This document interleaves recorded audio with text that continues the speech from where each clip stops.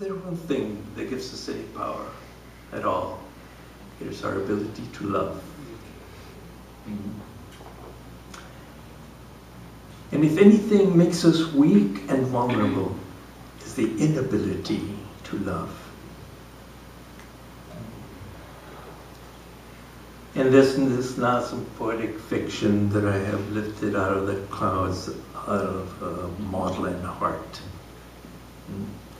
It is borne out by all psychological studies. It is in the healing of the sick, of the mind, and of the heart. When we fail, it is a failure of love. And I need not tell you that we are, as a culture, failing dreadfully in this inability, and that is our biggest challenge.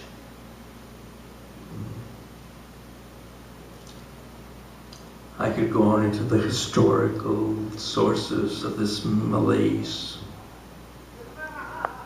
possibly all the way to our Abrahamic roots, but that would be another story. I'll give that lecture another time. I'll just flit with it and touch it, especially on this day in which we do celebrate love.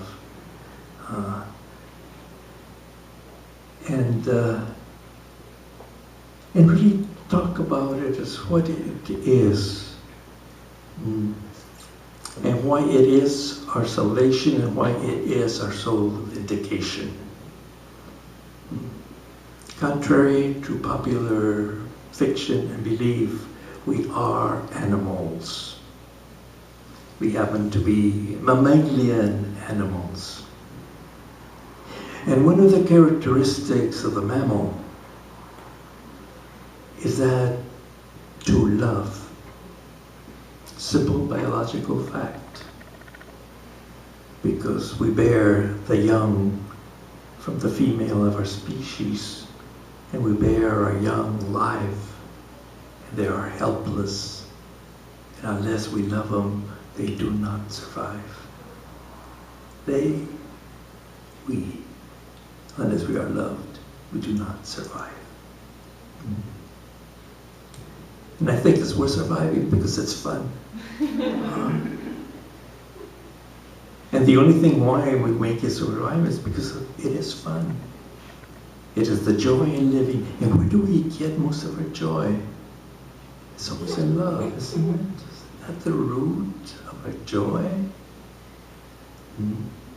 However sublimated that touch of eros is. However sublimated and manifests itself in our science, in our art, in everything we do, there is its roots, and that is what we have to learn. And what to learn it, we may have to give up all those myths that we hold so dear and that keep us shackled to fear. Most of it are gods. Our greatest inventions, not the wheel. The greatest things we have invented are our gods. Because we are born in our evolution as helpless little creatures without fur in our bodies to keep us warm. A few decorative patches here and there, kind of thing. We don't have the legs, the limbs to run, to flee adequately from danger, no wings to get us out of the way of the predator, no horns to defend ourselves. We're helpless little frogs. And furthermore, we don't have instincts. That makes us really helpless. So we invent culture, which is another word for religion, the cult. And what we do is we invest consciousness, individual consciousness to different forces, the winds, the things. So then we can cajole them, flatter them, sometimes threaten them, do ourselves in for them, so they can have mercy.